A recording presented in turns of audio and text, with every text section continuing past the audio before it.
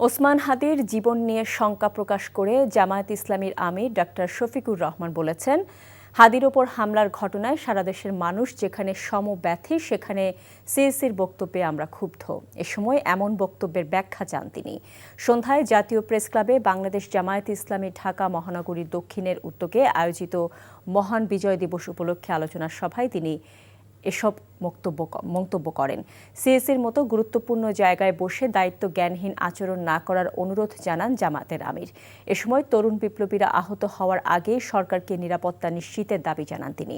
Doctor Shafiqur Rahman বলেন, দেশের বাহিরের কোনো শক্তি আমাদের ওপর কেউ দাদাগিরি করুক সেটি আমরা চাই না। ফ্যাসিবাদের সাথে জামায়াত কখনো আপোষ করবে না জানিয়ে দলটির আমির জানান, সব ষড়যন্ত্র মোকাবেলা করে জাতি তার লক্ষ্যে পৌঁছবে।